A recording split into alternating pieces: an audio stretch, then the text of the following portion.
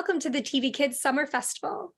I'm Kristen Rosnowski, the executive editor of TV Kids, and I'm speaking with Drew and Jonathan Scott, who you may know as the Property Brothers, but today we're taking a look behind the scenes of the creative process of their animated series, Builder Brothers Dream Factory. Hi, Drew. Hi, Jonathan.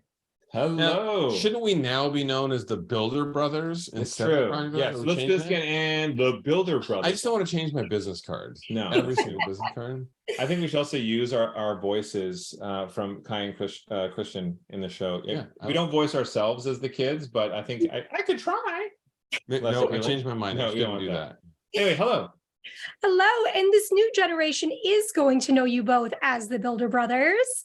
So to go back to the beginning, what was the inception of the show? Where did this idea come from to actually build this out to the screen? Well, it was crazy. We've been doing Property Brothers for so long, going on 13 years now. And there's so many people who started watching our show as kids, teenagers, and now they're grown-ups and they're actually buying a house and they're settling down.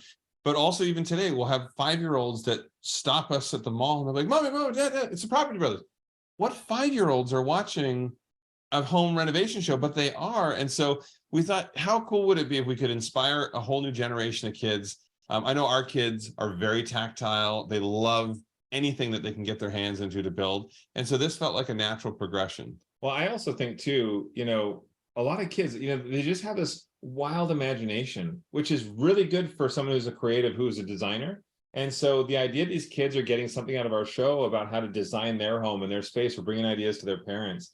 It was really cool for us to, first we did our book series for kids. It was Builder Brothers. And then we developed the animated series based on that. And I think it's pretty cool to see how many creative ideas come out of these kids. We'll do a meet and greet and families will bring their kids and they'll bring floor plans that they've done that are actually really good designs. Yeah. But then, some of them incorporate unicorns and other things. I need to get a better source for unicorns. Yeah. Walk us through the timeline from conception to actually seeing the series on the screen. And how does this differ from what you're used to in the factual programming space? It is a long process. We thought renovations were long for each episode of Property Brothers, but... Well, so when we did our book series originally, that was sort of our first dip of the toe in the pool, just to see, what the process would be like. Do we like the space? We then took all of the feedback that we had, really listened to the audience and what the audiences were looking for, and also introduced something. People know our shows for technology, that 3D technology where you see things flying in and out. And so we decided to bring a whole new type of 3D technology to the animation, which you usually would only see in feature films, not in regular animated series. And the combination of all this, it took a good 2.5 years to finally see it come to fruition, but it was worth it because it's unlike anything people have ever seen in the TV space. Well, for us, our shows are a co-viewing experience. So we'll have 4 generations of a family say they watch our shows. And then when you look at something like this, the animated series, we still wanted this to be something enjoyable for the parents as well as the kids. And also there's so much more that, we wouldn't have even thought before we did the book or the animated series, working with a child psychologist and educators and, parents as well. And us being parents ourselves, there are a lot of elements that go into how do we make this fun? How do we make it educational and make them laugh while they have a little takeaway? So it takes a lot of time. Tell us about infusing the show with some of those values, like making dreams come true and thinking outside of the box that your brand has become known for. It's funny because I find sometimes, and I watch a lot of kids programming. We have a just turned 6 and a 7-year-old. And I watch some of the programming and I'm like, well, this is either kind of cheesy or this is not fun for a grown-up to watch, or it's just a bad show that I wouldn't want the kids to watch.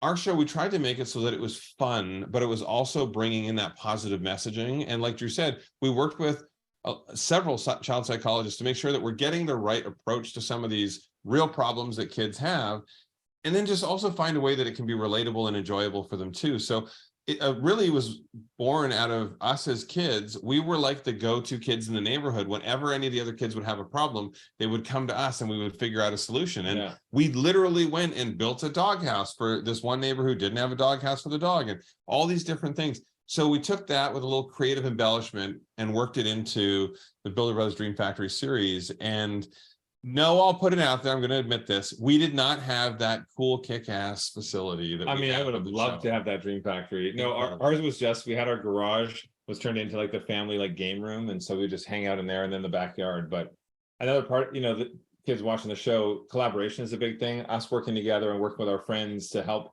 the community in the neighborhood. But really, this project was a collaboration too. Nelvana's our global distributor, and we have Sinking Ship, and so they're just an amazing animation studio. So for us to come together with our experiences from what we do as kids, and then coming together with them and what they do so well and what they know in the kids space. And Amy Millard and our team, Amory Millard and our team, she's the one who oversees the project too. It's pretty amazing when you have such rock stars, behind camera, I'll call it, that are really helping us turn something that's been a dream of ours into fruition. It's pretty amazing. I believe in hiring people who are way more talented than Yeah. you are. That's our philosophy. That's why you hired me. Yeah. I hired him because he's way better looking than I am, but I'll ride the coattails. I'll make that. Now, did you know from the start that you wanted to be involved in the voice work, or what have you learned about those challenges of voicing characters instead of getting to be your usual expressive selves in front of the camera? Yeah, so I knew I wanted to be right from the beginning, because again, I still have that actor itch within me, and I just love acting in general and voice work. And so Let me just point out, he's not that voice. He's one of the parents. Yeah. Yeah. So that was the thing at first when I said to the team, yeah, and I'd like to voice one of the characters. I think they thought I meant I want to voice one of the kids. And I could see like the nervousness, from our network partner and they're like, sure, Drew. And I'm like, no, clarify. I can play a parent or somebody else. And then Jonathan plays the brother of me. Saying this wouldn't be convincing if little Drew walks in and he's like, Hi, hey, I want to fix this thing up. I'm gonna make your dreams happen. Yeah, no, I do love character voices though, because we've done a lot of voice work that's sort of ourselves, that it's just real life or commercial type stuff. But I love putting on a good character voice. And so I actually recently did a new voice reel just for funsies. And anyway, it's Richard Horvitz is a really well-known voice actor, and he's my voice coach. And so working with him, we were rolling on the floor with some of the rando characters that I was coming up with, Where do you working find with the him on. time for this stuff? Yeah, it's just fun. Now, we mentioned before about how the show just looks like no other show out there. It's done in full 3D animation. What does this style lend to it, and just that overall look and feel you were going for?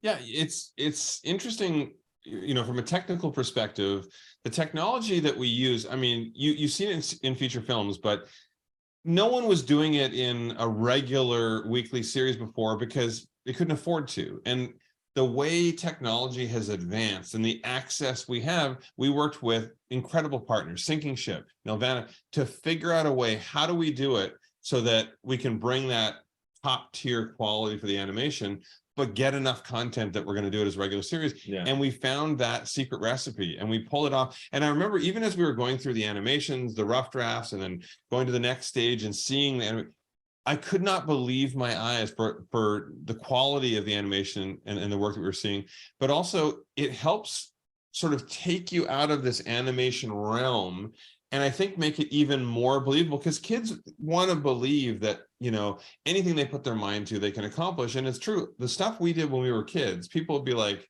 you're making this up. This is just a tall tale. I'm like, no, we actually did this. We had big imaginations, and we had even bigger determination to get it done. Well, and it's the same with the series too. I mean, innovation is always important to us with everything we do on the shows, the type of products we put into homes, the way we film. We're one of the larger lifestyle, unscripted producers in North America. And I think it's exciting. Right now, we have 16 series that we produce. By stature and by number of series that we produce. But so for us, even here, this is an original 3D preschool series, and to be able to have 40 episodes launching with this full 3D feel is pretty amazing. And how involved were you in the writing process for the episodes and stories? You can just kind of take us behind the scenes and into that writer's room. Well, it's funny because they're like, all right, guys, we want to go through, because they read our book, they read our bio, a lot of the stories from kids. And then we had a bunch of meetings with the writing teams, and we were telling them some of the shenanigans we would get up to when we were kids. And we did say to them, like, you guys realize this doesn't have to all be authentic to our childhood. We can come up with great stories with these characters. And they're like, yeah, but first we want to know everything. And so that was the process. We were just going through our childhood, and it was funny. I mean, they ask good questions. Again, this is with our creative team and with Sinking Ship, and it was funny to relive all those moments from when we were kids and all the little antics and things we got up to. And then when we went to the next step, because Jonathan, we're very involved. We're always very involved. We love to really work collaboratively with our team and our partners. But yeah, to see how good they are at what they do with pulling together the episodes, and again, making sure that it's educational and it's entertaining. It was pretty phenomenal. And then they pitched us back after we were babbling for hours about all these old stories. The next week we got together to see some outlines for episodes. And they made our childhood so epic and amazing with the stories they came together with. So it was really, really fun. You know what I thought was funny, though, with that whole process, when we were going back and thinking about all these stories from our childhood and our teens and our 20s, and, it's funny because maybe it's an identical twin thing. It turns out once we started like fact checking some of this and like checking with our parents and friends, it turns out I had been telling stories for years about things I had been through, and I was never even there. No, it was me. It's just we've grown up hearing each other's stories for so long. I can remember these things in my head and I can picture it in my head. I was never even there. So how much is drawn from real life, including this idea of twinspiration? Would you say this is your most personal project yet? I think so, because everything, the twinspiration is a real thing. I mean, we didn't coin it back in the day as twinspiration, but that's just, we had that. And we were very competitive, but we were never there to push each other down. We were always there to compete, to push each other to do better. And the same with all of our friends around us and the kids in our community. And so I think there's a lot of it that is truly personal. And then, we elaborate with each of the stories to build it out into good life lessons for kids in each episode. It's fun to, every single episode has multiple references that are actually from our childhood or actually from our family growing up. And so it's fun to, be here as a part of the creative process, but then getting to where we see the animation line up and the voice work, and it all comes together. And then it's very nostalgic because you're thinking back and you're like, oh yeah, that actually was, as crazy as it sounds, that was something from our childhood. The other thing we never did, though, is because we have an older brother, JD, and then our mom and dad. We picked their brains a lot for some of these childhood stories, and we never paid them for that research. That's what family's for. Yeah. So come back to that. It was twin-credible. It's funny though too when you think of our personalities and then these miniature us personalities. We really elaborated on some things that are truly true. Like, I hate getting dirty, even though now, like on our shows, I'm right in there with the demolition, what we're doing. I've always hated getting dirty, but Jonathan will like crawl through like a rat infested spider web, attic space or something like that. That's him as the little kid as well. He always was willing to get. I remember there's one time we were running and playing hide and seek, and he went up.